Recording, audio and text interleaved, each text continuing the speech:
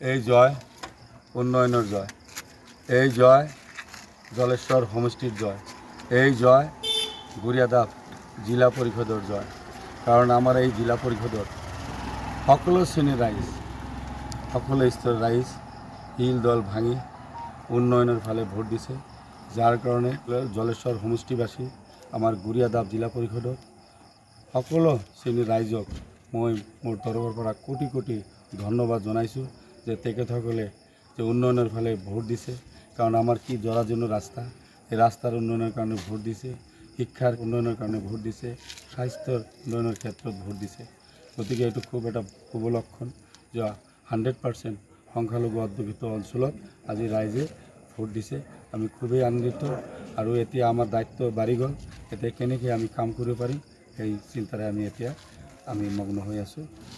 মই আজি নিজে আল্লাহৰ নামত সিজদা কৰিছোঁ যে সঁচাকৈ পদুম ফুল ফুলিল। বহুত কষ্ট কৰিছোঁ, আমি সকলোৱে কষ্ট কৰিছোঁ, সকলো শ্ৰেণীৰ ৰাইজে কষ্ট কৰিছে, সমাজৰ বিশিষ্ট সমাজসেৱকসকলে কষ্ট কৰিছে, যুৱ সমাজে কষ্ট কৰিছে, আই মাতৃসকলে কষ্ট কৰিছে, ৰিটায়াৰ শিক্ষকসকলে কষ্ট কৰিছে, ধৰ্মগুৰুসকলে কষ্ট কৰিছে। বহুত মানুহৰ কষ্টৰ ফল আজি এইটো আমি পাইছোঁ। বহুত সুখী আমি। এতিয়া আমাৰ কান্ধত বহুত দায়িত্ব কেনেকৈ পালন কৰিম সেই চিন্তাত এতিয়া আমি ব্যস্ত আছোঁ। প্ৰায় একদম সঠিক মানে ৰেজাল্টটো আপোনাক দিব নোৱাৰিম, কিন্তু আমি 4000 মাৰ্জিনত আমি জয়লাভ কৰিছোঁ বুলি আমি ইতিমধ্যে খবৰ পাইছোঁ। গোৱালপাৰা জিলা আৰু ধুবুৰী জিলা, চাউৰচুম আৰু মানকাছৰ জিলা। গোৱালপাৰা জিলাতো চাপ আৰু ধুবুৰী জিলাতো চাপ। প্ৰথম কথা হ'ল ৰকিবুল হুছেইন ডাঙৰীয়া, তেখেত 10 লাখ ভোট লৈ জিকি গোটেই ভাৰতবৰ্ষত তেখেত লম্ফজম্প আৰম্ভ কৰিছিল। 6 মাহ নহওঁতে আমাৰ ৰাইজে তাৰ চতুৰালি বুজি পায় তেখেতক আগন্তুক লোকসভা নিৰ্বাচন খেলে তেখেতক যে বিদায় দি দিছে, মুঠতে বিদায় দি দিছে। ৰকিবুল হুছেইনক প্ৰথম বিদায় দিছে ৰকিবুল হুছেইনক। আৰু আমাৰ গুৰিয়াদাব মানে আমাৰ এই জলেশ্বৰ সমষ্টিৰ বিধায়ক আফতাবুল্লাহ ডাঙৰীয়া, কিমান লাজৰ কথা। চবতকৈ আমি সুখী টাকিমাৰী জিলা পৰিষদ, তেখেতৰ গৃহ সমষ্টিৰ গৃহ ঘৰ, তাতে তেখেত মানে ধূলিসাৎ হৈ গৈছে। আৰু আমাৰ গুৰিয়াদাব জিলাত আহি বহুত লম্ফজম্প, বহুত সাম্প্ৰদায়িক মন্তব্য দিছিল, বহুত ধৰণৰ কথা কৈছিল। আজি আফতাবুল্লাহৰ কি অৱস্থা, তেখেত বোল্ড আউট হৈছে, তেখেত এতিয়া পেভিলিয়নমুখী হৈ গৈছে, তেখেত আৰু আমাৰ ৰাইজৰ সন্মুখত আহিব নোৱাৰে। এই গ'ল আফতাবুল্লাহ। এতিয়া হওক বিশিঙত চাওক, আৰকেটা ফকিৰগঞ্জ জিলা পৰিষদ কংগ্ৰেছে পোৱা নাই বুলি আমি গম পাইছোঁ। বিশিং জৰুৱা তাতে পোৱা নাই বুলি গম পাইছোঁ। যে সব যদি পোৱাই নাই থাকিল কি। গতিকে আৰু ৱাজেদ চৌধুৰী ডাঙৰ কপাল ভাল যে তাত এজন ভাল নেতাৰ আৱিষ্কাৰ হোৱা নাই। কিন্তু এইবাৰ চাব কোনো যুৱ নেতা তাতে আহি যাব, আহিলে তেখেতৰ চোপ্ৰা চাপ, আৰু তেখেত অলৰেডি বিদায় দি দিছে। মই 2 দিন ধৰি কৈয়ে আছোঁ তেখেতক বিদায় লৈছে। গতিকে তেখেতলৈ অনুৰোধ কৰিছোঁ যে আপোনালোকে ধুনীয়াকৈ ঘৰত আফতাবুল্লাহ, ৰকিবুল হুছেইন, ৱাজেদ আলী চৌধুৰী ধুনীয়াকৈ ঘৰত বহি নিজে আল্লাহৰ নাম লওক। এতিয়া আপোনালোকৰ বয়স হওক, আল্লাহ কৰক। কমচে কম বিগত দিনত যিমান মুছলমানক আপোনালোকে অত্যাচাৰ কৰিছে, মিছা কথাত আপোনালোকে কেছত ফচাইছে, সেইবিলাকৰ বহুত পাপ আপোনালোকৰ আছে। সেই পাপৰ পৰা কেনেকৈ আপোনালোকে বাচিব, এতিয়া সেই কথা চিন্তা কৰি আল্লাহৰ নাম লৈ আল্লাহৰ ওচৰত কান্দাকাটি কৰক। সেইটোৱে এতিয়া আপোনালোকে কাম হোৱা উচিত, মোৰ ব্যক্তিগত অনুভৱ। তাতে মই মেটেৰিয়েট মিটিং কৰিছিলোঁ।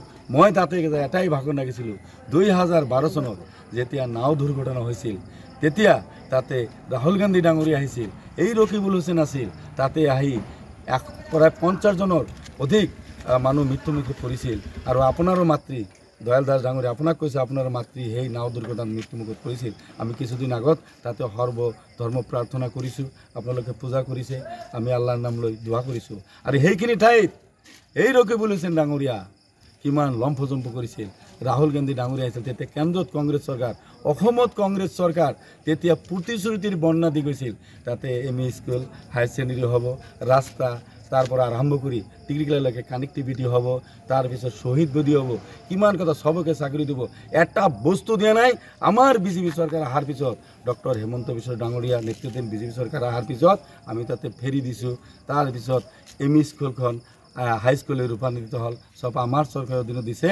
আৰু মই এই চেগতে ইয়াৰ পৰা কৈছোঁ, ৰাহুল গান্ধী ডাঙৰীয়াক মই অনুৰোধ কৰিছোঁ যে আপুনি যেতিয়া আহিছিল তেতিয়া এই ৰকিবুল হুছেইন ডাঙৰীয়া, আফতাব মোল্লা ডাঙৰীয়া, অজিত আলী চৌধুৰী ডাঙৰীয়া, তেখেতসকলে যিখিনি আপোনাৰ প্ৰেজেন্সত যিখিনি কথা কৈ গৈছিল আপুনি বা তেখেতসকলে আমাৰ অসম চৰকাৰৰ যিখিনি কংগ্ৰেছৰ অসম চৰকাৰে যিখিনি প্ৰতিশ্ৰুতি দিছিল এটা প্ৰতিশ্ৰুতি পালন কৰা নাই।